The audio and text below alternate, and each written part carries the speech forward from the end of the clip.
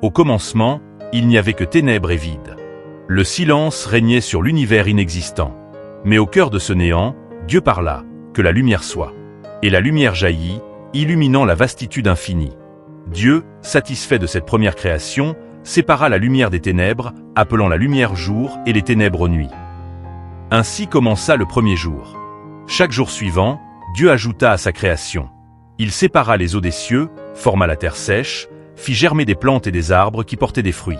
Le quatrième jour, il suspendit dans le ciel les luminaires, le soleil pour éclairer le jour, la lune et les étoiles pour veiller sur la nuit. Le cinquième jour, il remplit les eaux de poissons et les cieux d'oiseaux. Et le sixième jour, il peupla la terre d'animaux, grands et petits. Mais son œuvre la plus précieuse restait à venir.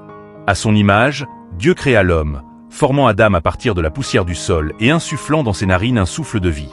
Adam devint ainsi une âme vivante, destinée à régner sur toute la création. Dieu planta ensuite un jardin à l'est, dans un lieu appelé Éden, où Adam était chargé de cultiver et de garder les lieux. En ce jardin, toute forme de vie florissait, et en son centre se trouvaient deux arbres particuliers, l'arbre de la vie et l'arbre de la connaissance du bien et du mal.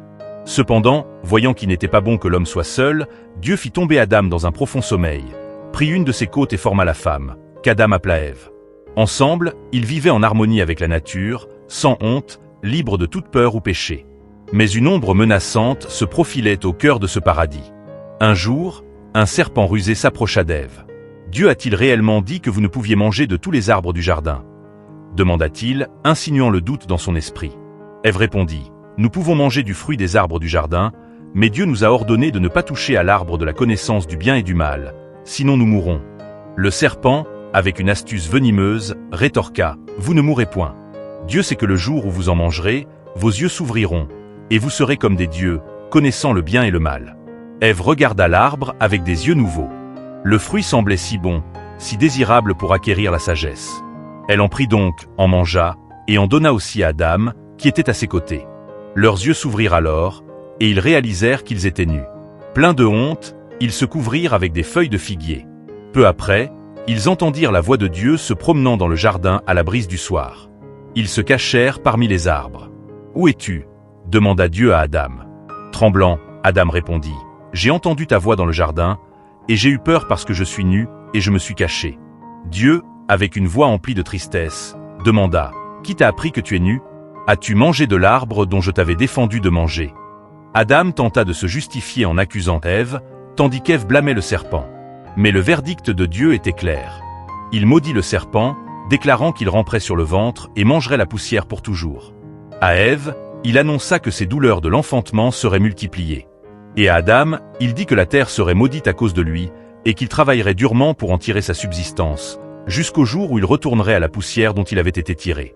Ainsi, Dieu les chassa du jardin d'Éden, plaçant des chérubins et une épée flamboyante pour garder le chemin de l'arbre de la vie. L'humanité venait de chuter, séparée de Dieu, mais une promesse de rédemption était déjà plantée dans ce moment tragique. Dieu avait murmuré à l'oreille du serpent que, bien qu'il blesse la descendance de la femme, un jour, cette descendance écraserait sa tête, annonçant la venue d'un sauveur. Alors que le temps passait, l'humanité se multiplia sur la terre. Mais avec cette croissance vint également une corruption profonde. Les pensées des hommes étaient constamment tournées vers le mal. Ils avaient oublié Dieu, se livrant à la violence et à l'injustice. Dieu, attristé par la déchéance de sa création, décida d'en finir avec cette humanité pervertie.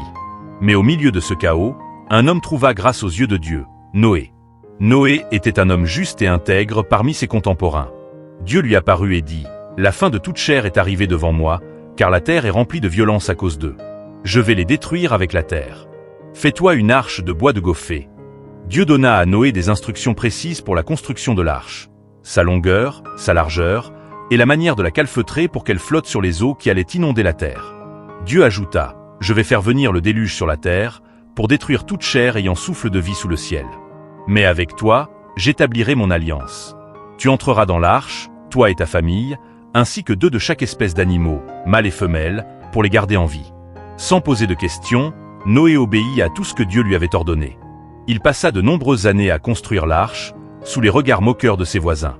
Lorsque l'arche fut enfin prête, Dieu ordonna à Noé et à sa famille de s'y réfugier. À l'heure fixée, les cieux s'ouvrirent, et les sources du grand abîme éclatèrent. La pluie tomba sans relâche pendant 40 jours et 40 nuits, submergeant tout. Les montagnes les plus hautes furent recouvertes, et tout ce qui respirait en dehors de l'arche périt. Mais dans l'arche, Noé, sa famille et les animaux étaient en sécurité. Pendant des mois, ils flottèrent sur un monde englouti par les eaux. Puis, un jour, les eaux commencèrent à diminuer. Noé envoya un corbeau, qui ne revint jamais. Ensuite, il envoya une colombe, mais elle ne trouva aucun endroit où se poser et revint à l'arche. Une semaine plus tard, il renvoya la colombe, et cette fois-ci, elle revint avec une feuille d'olivier fraîche dans son bec. Noé sut alors que les eaux avaient baissé. Après une dernière tentative, la colombe ne revint plus, et Noé comprit que la terre était redevenue habitable. Quand le moment fut venu, Dieu dit à Noé de sortir de l'arche avec sa famille et les animaux. Ils se répandirent sur la terre, et Noé, plein de gratitude, construisit un autel et offrit des sacrifices à Dieu. Touché par cette offrande, Dieu fit une promesse solennelle. « Je ne maudirai plus jamais la terre à cause de l'homme, bien que les pensées du cœur de l'homme soient mauvaises dès sa jeunesse. Je ne détruirai plus jamais toute chair comme je l'ai fait. » Pour sceller cette promesse, Dieu plaça un arc-en-ciel dans les nuages, symbole de l'alliance qu'il établissait avec toute créature vivante sur la terre. Chaque fois que l'arc apparaîtrait dans le ciel, ce serait un rappel de cette promesse divine de ne plus jamais détruire la terre par les eaux du déluge. Après le déluge, les descendants de Noé peuplèrent à nouveau la terre. Les nations se formèrent, mais avec le temps, l'humanité continua à s'éloigner de Dieu. Cependant, parmi tous les peuples de la terre, Dieu choisit un homme pour établir une alliance unique et spéciale, Abraham. Ce choix allait marquer le début d'une nouvelle ère, celle d'un peuple élu destiné à porter la promesse divine à travers les générations. Abraham, alors appelé Abram, vivait à Ur en Chaldée, un territoire païen où la foi en Dieu avait été éclipsée par l'adoration des idoles. Mais Dieu apparut à Abram et lui donna un ordre inattendu. « Quitte ton pays, ta parenté et la maison de ton père, et va vers le pays que je te montrerai. Je ferai de toi une grande nation, je te bénirai, et je rendrai ton nom grand. » Sans hésitation, Abram obéit à l'appel de Dieu. Il prit sa femme Saraï, son neveu Lot, et toutes leurs possessions, et ils partirent vers la terre de Canaan, suivant la direction que Dieu leur montrait. Une fois arrivés à Canaan, Dieu parla de nouveau à Abram et lui dit « Je donnerai ce pays à ta descendance. » Abram construisit alors un autel en hommage à Dieu, marquant le début d'une longue relation basée sur la foi et l'obéissance. Cependant, malgré la promesse divine, Abram et Saraï faisaient face à un défi personnel. Ils n'avaient pas d'enfants. Le temps passait, et la promesse de descendance semblait de plus en plus irréalisable. Abram commençait à douter. « Seigneur Dieu, que me donneras-tu, puisque je m'en vais sans enfant ?» demanda-t-il. Mais Dieu lui répondit avec une promesse encore plus grande. « Regarde vers le ciel et compte les étoiles, si tu peux les compter. Telle sera ta descendance. » Abram crut en la parole de Dieu, et cela lui fut compté comme justice. Dieu fit alors une alliance solennelle avec lui, scellée par un sacrifice. Cependant, le doute persistait chez Saraï, qui, désespérée de ne pas pouvoir enfanter, proposa à Abram de prendre sa servante égyptienne, Agar, pour lui donner un enfant. Abram accepta, et Agar donna naissance à Ismaël. Mais Dieu réaffirma à Abram que la promesse de descendance ne passerait pas par Ismaël, mais par un fils né de Saraï elle-même. Dieu changea alors leur nom en Abraham, père d'une multitude, et Sarah, princesse. Il annonça que Sarah enfanterait un fils, même dans sa vieillesse. Abraham, frappé d'étonnement, tomba sur son visage et se mit à rire, se demandant comment un homme de 100 ans et une femme de 90 ans pourraient avoir un enfant. Pourtant, Dieu insista, « Sarah te donnera un fils, et tu l'appelleras Isaac. J'établirai mon alliance avec lui pour toujours. » Et comme promis, 1 an plus tard, Sarah donna naissance à Isaac, et la joie remplit la maison d'Abraham. Cependant, cette bénédiction divine n'était pas sans épreuve. Quelques années plus tard, Dieu mit Abraham à l'épreuve ultime. « Prends ton fils, ton unique, celui que tu aimes, Isaac, et va dans le pays de Morija. Là, tu l'offriras en holocauste sur une montagne que je te montrerai. » Le cœur lourd mais obéissant, Abraham prit Isaac et entreprit le voyage. Arrivé sur la montagne, Isaac, curieux, demanda « Mon père, où est l'agneau pour l'holocauste ?» Abraham répondit avec foi « Dieu se pourvoira de l'agneau pour l'holocauste, mon fils. » Et au moment où Abraham leva le couteau pour sacrifier son fils, un ange de Dieu l'arrêta. « Ne porte pas la main sur l'enfant. Maintenant, je sais que tu crains Dieu, puisque tu ne m'as pas refusé ton fils unique. » Un bélier fut trouvé dans un buisson et offert en sacrifice à la place d'Isaac. Ce moment marqua le point culminant de la foi d'Abraham et la confirmation de l'alliance. Dieu réitéra sa promesse. « Je te bénirai abondamment et je multiplierai ta descendance comme les étoiles du ciel et le sable sur le bord de la mer. » Ainsi, La promesse divine d'une grande nation se poursuivrait à travers Isaac, le fils de la promesse. Cette nation serait porteuse de la bénédiction divine pour toutes les familles de la terre. Des siècles après la promesse faite à Abraham, ses descendants, devenus le peuple d'Israël, étaient installés en Égypte. D'abord accueillis avec bienveillance, ils prospérèrent dans ce pays étranger. Mais avec le temps, un nouveau pharaon monta sur le trône, ignorant l'histoire de Joseph, l'homme hébreu qui avait autrefois sauvé l'Égypte de la famine. Craignant la croissance du peuple israélite, ce pharaon les réduisit en esclavage, les soumettant à des travaux forcés et à de cruelles souffrances. Dans ce contexte d'oppression, Dieu se souvint de son alliance avec Abraham, Isaac et Jacob. Il décida d'intervenir pour libérer son peuple et choisit un homme pour accomplir cette mission, Moïse. Né en secret à une époque où Pharaon avait ordonné la mort de tous les garçons hébreux nouveau-nés, Moïse fut caché dans un panier et déposé sur le Nil. Sauvé par la fille de Pharaon, il fut élevé dans le palais royal, ignorant sa véritable identité.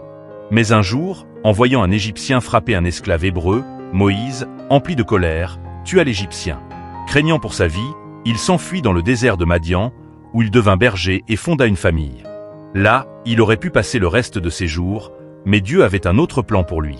Un jour, alors qu'il faisait paître les troupeaux sur la montagne d'Horeb, Moïse aperçut un buisson en feu qui ne se consumait pas. Intrigué, il s'approcha, et une voix l'appela depuis les flammes. « Moïse, Moïse !» Dieu lui parla à travers le buisson ardent, révélant son intention de délivrer son peuple d'Égypte et d'utiliser Moïse comme son serviteur. Terrifié par cette tâche immense, Moïse protesta. « Qui suis-je pour aller vers Pharaon et faire sortir les enfants d'Israël d'Égypte ?» Dieu le rassura. « Je serai avec toi. » Et pour prouver sa puissance, Dieu donna à Moïse des signes miraculeux, tels que changer son bâton en serpent et rendre sa main lépreuse avant de la guérir. Moïse, cependant, demeurait hésitant, arguant qu'il n'était pas un bon orateur. En réponse, Dieu désigna son frère Aaron comme porte-parole, et ensemble, ils partirent pour l'Égypte.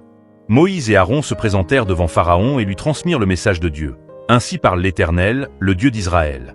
Laisse partir mon peuple, afin qu'il me serve dans le désert. » Mais Pharaon refusa avec arrogance. « Qui est l'Éternel, pour que j'obéisse à sa voix et laisse partir Israël?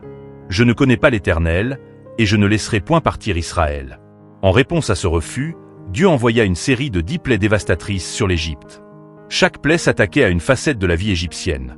Les eaux du Nil furent changées en sang, des nuées de grenouilles envahirent le pays, suivies de nuées de poux et de mouches. Les troupeaux moururent, des ulcères couvrirent les Égyptiens, et des tempêtes de grêle ravagèrent les champs. Puis vinrent les sauterelles, qui dévorèrent tout sur leur passage, et les ténèbres couvrirent l'Égypte durant 3 jours. À chaque plaie, Pharaon résistait, son cœur s'endurcissant davantage, malgré les supplications de son peuple. Mais la 10e plaie brisa enfin son obstination. Dieu frappa de mort tous les premiers-nés d'Égypte, de l'humble serviteur au fils de Pharaon lui-même. Cependant, les maisons des Israélites, marquées du sang d'un agneau sacrifié selon les instructions divines, furent épargnées. Cet événement marqua la première Pâque, et Dieu ordonna à son peuple de commémorer cette nuit de délivrance pour les générations à venir. Après cette terrible plaie, Pharaon céda enfin. Il appela Moïse et Aaron en pleine nuit et leur dit « Levez-vous, sortez du milieu de mon peuple, vous et les enfants d'Israël. Allez, servez l'Éternel, comme vous l'avez dit. » Les Israélites quittèrent donc l'Égypte en hâte, emportant avec eux leurs biens et le butin des Égyptiens. Cependant, leur épreuve n'était pas terminée. Peu après leur départ, Pharaon, dans un ultime acte de rébellion, décida de poursuivre les Israélites avec son armée. Ils les rattrapèrent au bord de la mer Rouge, piégeant les Hébreux entre les eaux et les soldats égyptiens. Les Israélites, pris de panique, crièrent à Moïse. « N'y avait-il pas assez de tombes en Égypte pour que tu nous aies amenés mourir dans le désert ?»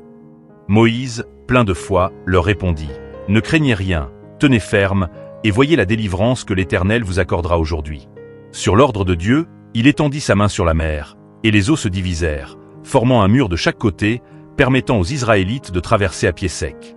Les Égyptiens tentèrent de les suivre, mais lorsque Moïse étendit de nouveau sa main, les eaux refluèrent, engloutissant l'armée de Pharaon. Ainsi, le peuple d'Israël fut libéré de l'esclavage égyptien, et Moïse, devenu leur leader incontesté, les guida vers le mont Sinaï, où Dieu leur révélerait la loi et scellerait son alliance avec eux. Après des générations d'errance et d'instabilité, le peuple d'Israël commença à s'établir dans la terre promise, mais sans un leadership unifié. Les juges qui les dirigeaient après Moïse et Josué apportaient de l'ordre en période de crise, mais le peuple réclamait un roi, comme les autres nations qui les entouraient. Dieu entendit leur demande et, après Saül, le premier roi d'Israël, choisi mais déchu à cause de sa désobéissance, Dieu désigna un jeune berger pour gouverner son peuple, un homme selon son cœur, David.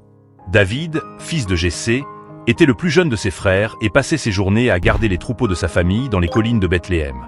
Sa vie bascula lorsqu'un jour, le prophète Samuel, sur l'ordre de Dieu, se rendit chez Jessé pour oindre le prochain roi d'Israël. Bien que les frères aînés de David semblaient plus aptes à assumer ce rôle, Dieu avait choisi David, un garçon au cœur pur et à la fois inébranlable. Samuel déversa l'huile d'onction sur David, le désignant comme le futur roi d'Israël, bien que cette destinée restât encore secrète à ce moment-là. Peu après, Israël entra en guerre contre les Philistins, une puissante nation voisine. Parmi eux se trouvait un géant redoutable nommé Goliath, qui terrorisait les troupes israélites par sa taille et sa force. Pendant 40 jours, Goliath défia l'armée d'Israël, les provoquant à lui envoyer un homme pour le combattre, mais aucun guerrier n'osa relever le défi. David, qui s'était rendu au camp pour apporter des provisions à ses frères, entendit les paroles de Goliath et fut indigné qu'un homme ose défier les armées du Dieu vivant. Plein de courage, David se porta volontaire pour affronter Goliath. Malgré son jeune âge et son inexpérience au combat, il déclara à Saül, le roi d'Israël à ce moment-là, « L'Éternel, qui m'a délivré de la griffe du lion et de l'ours, me délivrera aussi de la main de ce Philistin. » Refusant l'armure du roi, trop lourde pour lui, David se contenta de sa fronde et de 5 pierres lisses ramassées dans un ruisseau. Face à l'immense Goliath, David resta confiant en la puissance de Dieu. « Tu viens contre moi avec l'épée, la lance et le javelot, » dit-il au géant, « mais moi, je viens contre toi au nom de l'Éternel des armées, le Dieu des troupes d'Israël, que tu as insulté. » Alors que Goliath s'avançait vers lui, David lança une pierre avec sa fronde, frappant le géant en plein front. Goliath s'effondra, mortellement blessé. David courut vers lui, prit son épée et le décapita, offrant une victoire écrasante à Israël. Ce triomphe signa le début de la gloire de David. Il devint un héros national, acclamé par le peuple, mais suscitant la jalousie de Saül, qui voyait en lui un rival pour le trône. Saül tenta à plusieurs reprises de tuer David, mais celui-ci, par respect pour l'onction divine de Saül, refusa de se venger et passa des années en fuite. Malgré les épreuves, la promesse faite à David se réalisa finalement. Après la mort de Saül, David fut proclamé roi d'Israël, d'abord sur la tribu de Juda, puis sur tout le royaume. Une fois roi, David entreprit de consolider son royaume, battant les ennemis d'Israël et établissant Jérusalem comme capitale politique et spirituelle. C'est là qu'il fit amener l'arche de l'Alliance, symbole de la présence de Dieu parmi son peuple, dans une grande cérémonie de joie et de louange. David voulait également construire un temple pour Dieu, un lieu de culte permanent. Cependant, Dieu lui répondit à travers le prophète Nathan, « Ce ne sera pas toi qui me bâtiras une maison, mais c'est moi qui te bâtirai une maison. Ta dynastie subsistera pour toujours, et de tes descendants sortira le roi dont le règne ne connaîtra pas de fin. » Cette promesse était une prophétie annonçant la venue du Messie, un descendant de David qui sauverait non seulement Israël, mais l'humanité tout entière. Bien que David fût un roi selon le cœur de Dieu, il ne fut pas sans défaut. Sa relation avec Bathsheba, la femme d'Uri, soldat loyal qu'il fit tuer pour dissimuler leur adultère, fut un moment de grande chute morale. Cependant, confronté par le prophète Nathan, David se repentit profondément de son péché. Son psaume de repentance, le psaume 51, reste l'un des textes les plus puissants de la Bible, témoignant de la miséricorde de Dieu et de la possibilité de rédemption.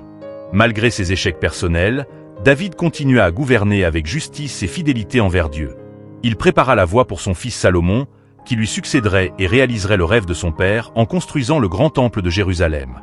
Après la mort de David, son fils Salomon monta sur le trône d'Israël, suivant les traces de son père. Salomon n'était pas simplement un héritier royal. Il était destiné à apporter à Israël une ère de prospérité sans précédent. Mais pour bien régner, il ne demandait pas la richesse, la gloire ou la puissance. Ce qu'il cherchait par-dessus tout, c'était la sagesse. Un jour, alors qu'il était encore jeune et frais dans son règne, Dieu apparut à Salomon dans un rêve et lui dit « Demande ce que tu veux que je te donne. » Salomon, conscient de l'énorme responsabilité qui pesait sur ses épaules, répondit humblement « Donne à ton serviteur un cœur intelligent pour juger ton peuple et pour discerner le bien du mal. » Cette demande plut à Dieu. Non seulement il accorda à Salomon une sagesse inégalée, mais il lui donna aussi des richesses et de l'honneur, promettant que tant que Salomon suivrait ses commandements, son règne serait long et prospère. La sagesse de Salomon devint légendaire dans tout le monde antique. Il résolvait les litiges les plus complexes, comme le célèbre jugement entre deux femmes revendiquant la maternité d'un même enfant. Par sa clairvoyance, il découvrit la véritable mère en proposant de couper l'enfant en deux, une suggestion qui révéla l'amour inconditionnel de la véritable mère prête à tout sacrifier pour sauver son enfant. Sous le règne de Salomon, Israël connut une période de paix, et ses richesses augmentèrent considérablement. Le commerce prospérait, les alliances avec les nations voisines se multipliaient, et les frontières du royaume s'étendaient. Mais l'accomplissement le plus important du règne de Salomon fut la construction du temple de Jérusalem, un projet qui tenait particulièrement à cœur à son père, David. Le temple devait être le centre du culte d'Israël, un lieu où l'arche de l'Alliance, symbole de la présence de Dieu, résiderait parmi son peuple.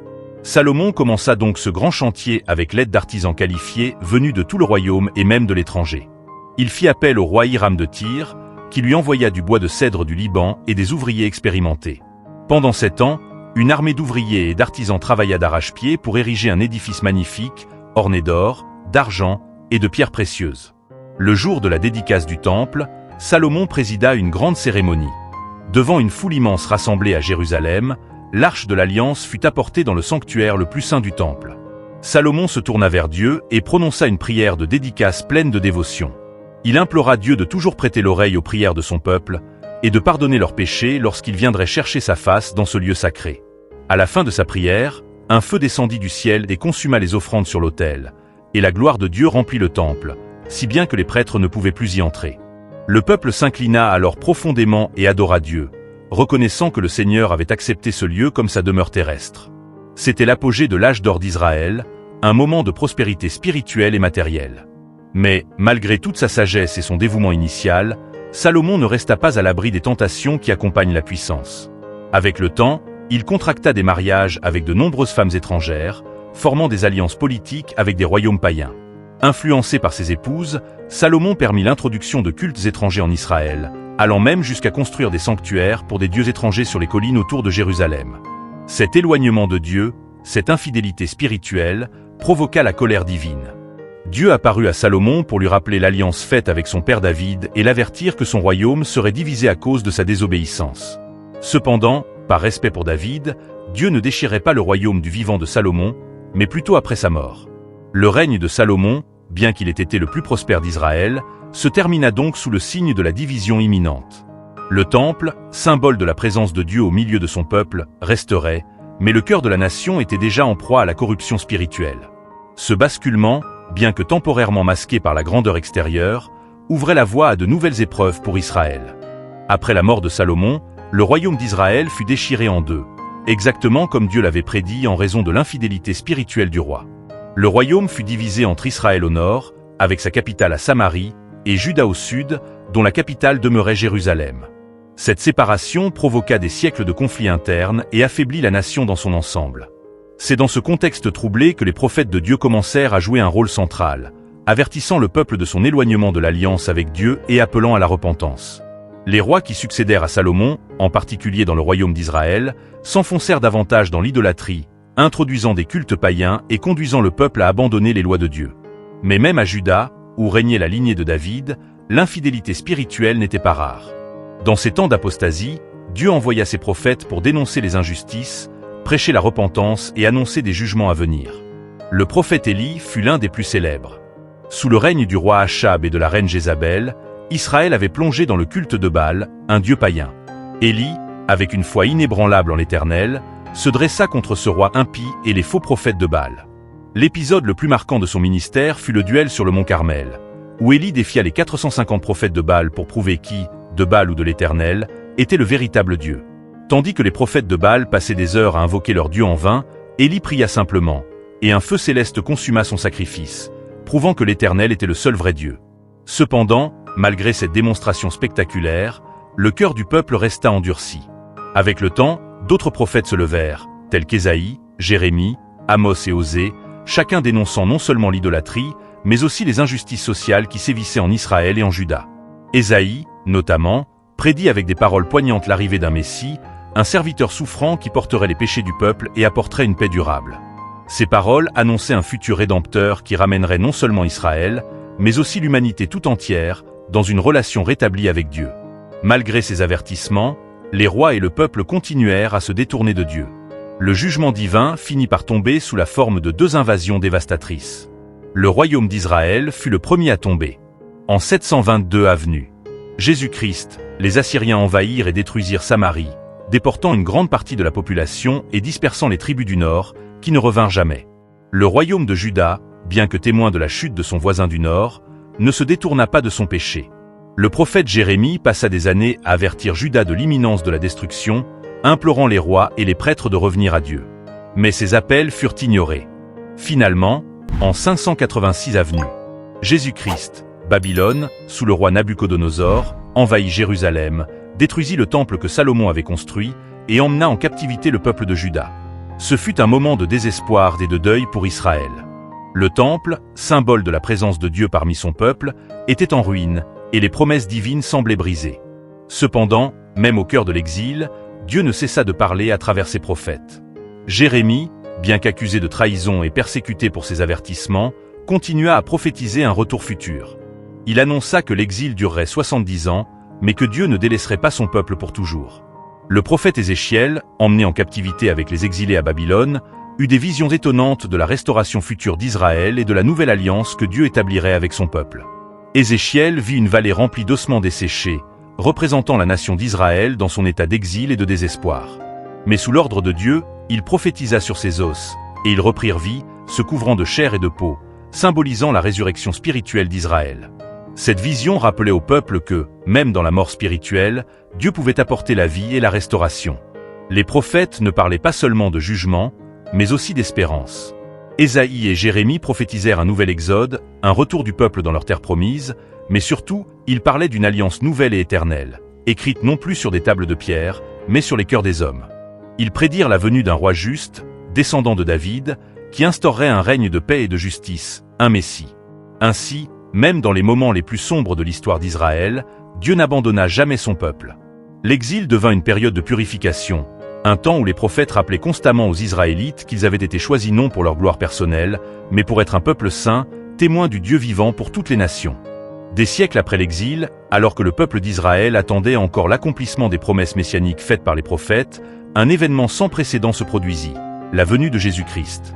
Ce moment allait marquer un tournant dans l'histoire de l'humanité. Dieu, dans sa miséricorde, allait envoyer son Fils pour accomplir la rédemption annoncée depuis longtemps. L'histoire de Jésus commença d'une manière humble et miraculeuse. À Nazareth, une jeune femme nommée Marie reçut la visite de l'ange Gabriel, qui lui annonça une nouvelle bouleversante. « Ne crains point, Marie, car tu as trouvé grâce auprès de Dieu. Tu concevras et tu enfanteras un fils, et tu lui donneras le nom de Jésus. Il sera grand et sera appelé Fils du Très-Haut. » Marie, bien qu'effrayée, accepta avec foi cet appel divin, en disant « Je suis la servante du Seigneur, qu'il me soit fait selon ta parole. » Jésus naquit dans des circonstances modestes, à Bethléem, dans une étable, car il n'y avait pas de place dans l'auberge. Des bergers, les plus humbles de la société, furent les premiers à recevoir la nouvelle de cette naissance. Un ange leur apparut et leur dit « Je vous annonce une bonne nouvelle, qui sera une grande joie pour tout le peuple.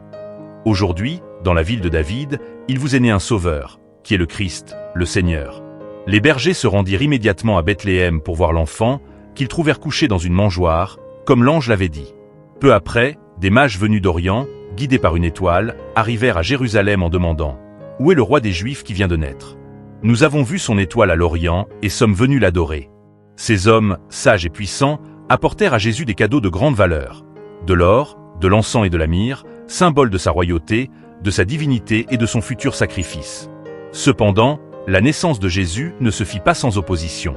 Hérode, le roi de Judée, en apprenant la nouvelle d'un roi des Juifs, se sentit menacé et ordonna de tuer tous les enfants mâles de Bethléem âgés de moins de 2 ans.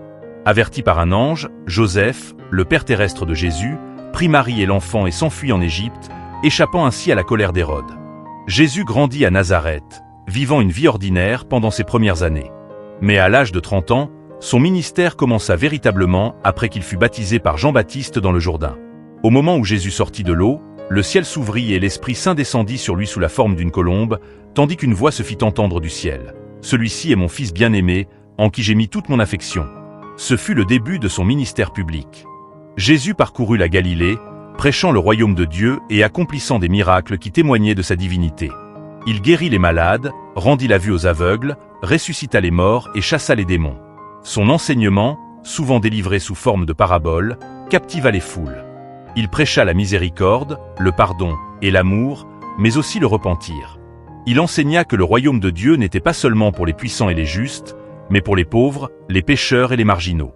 Parmi ses enseignements les plus célèbres se trouve le Sermon sur la montagne, où il déclara « Heureux les pauvres en esprit, car le royaume des cieux est à eux. Heureux ceux qui pleurent, car ils seront consolés. Heureux les doux, car ils hériteront la terre. Par ces paroles, Jésus inversait les valeurs du monde, offrant l'espoir à ceux qui en étaient souvent privés. Il appela 12 disciples pour être ses compagnons les plus proches, et avec eux, il voyagea de village en village, annonçant la bonne nouvelle. Ces hommes, choisis parmi des pêcheurs et des collecteurs d'impôts, allaient devenir les piliers de l'Église naissante après son départ. Mais malgré l'amour qu'il prodiguait, Jésus fut aussi confronté à une opposition croissante. Les chefs religieux de l'époque, les pharisiens et les sadducéens, voyaient en lui une menace à leur autorité. Ils l'accusaient de blasphème, car il pardonnait les péchés et se déclarait fils de Dieu. Cette opposition culmina dans une conspiration visant à le faire arrêter et condamner à mort. Jésus annonça à ses disciples que sa mission terrestre allait bientôt atteindre son point culminant. Il leur parla de sa mort imminente à Jérusalem, mais aussi de sa résurrection. Bien que ses disciples ne comprissent pas encore pleinement la portée de ses paroles, ils le suivirent fidèlement. Le chapitre de la vie de Jésus était sur le point d'atteindre son point culminant. L'heure du sacrifice approchait, et tout ce qui avait été annoncé par les prophètes allait bientôt s'accomplir. La tension montait, et les événements qui allaient suivre changeraient à jamais le cours de l'histoire humaine. Après 3 ans de ministère, de miracles et d'enseignements, Jésus et ses disciples se rendirent à Jérusalem pour célébrer la Pâque, un moment sacré pour tout le peuple d'Israël. Cependant, cette Pâque allait devenir bien plus que la commémoration de la libération d'Israël de l'esclavage en Égypte. Elle marquerait l'accomplissement du plan divin de rédemption pour toute l'humanité. À son entrée à Jérusalem, Jésus fut acclamé par une foule en liesse, brandissant des branches de palmier et criant Hosanna. Béni soit celui qui vient au nom du Seigneur. Ce triomphe apparent cachait une trahison imminente, car parmi ses propres disciples, Judas Iscario, motivé par l'avidité ou la désillusion, complotait pour livrer Jésus aux autorités religieuses. Pendant le dernier repas qu'il partagea avec ses disciples, désormais connu sous le nom de la Cène, Jésus institua un nouveau rite. « Prenez et mangez. Ceci est mon corps, dit-il en rompant le pain. Buvez-en tous, car ceci est mon sang, le sang de la nouvelle alliance, répandu pour beaucoup en rémission des péchés. » Ce repas ne symbolisait pas seulement une fraternité intime entre Jésus et ses disciples, mais préfigurait son sacrifice à venir, le sacrifice ultime pour l'humanité. Après le repas, Jésus se retira dans le jardin de Gethsémanée pour prier. Là, accablé par l'angoisse de ce qui l'attendait, il s'adressa à son Père. « Mon Père, s'il est possible, que cette coupe s'éloigne de moi. Toutefois, non pas comme je veux, mais comme tu veux. » Ce moment montrait la nature profondément humaine de Jésus, confronté à la souffrance et à la mort, mais également sa totale soumission à la volonté divine. Peu après, Judas arriva, accompagné d'une troupe armée envoyée par les chefs religieux. Il trahit Jésus par un baiser, le signe convenu pour l'identifier. Jésus fut arrêté et emmené pour être jugé. Les disciples, pris de peur, s'enfuirent, laissant leur maître seul face à ses accusateurs. Jésus fut d'abord conduit devant le Sanhédrin, le conseil des prêtres et des anciens. Ils l'accusèrent de blasphème parce qu'il s'était déclaré fils de Dieu. Cependant, le Sanhédrin n'avait pas le pouvoir de condamner quelqu'un à mort, ils le remirent donc à Ponce Pilate, le gouverneur romain. Pilate, ne trouvant aucune faute en Jésus, tenta de le libérer, mais la foule, incitée par les chefs religieux, réclama sa crucifixion. Sous la pression, Pilate céda et se lava symboliquement les mains, déclarant « Je suis innocent du sang de cet homme ».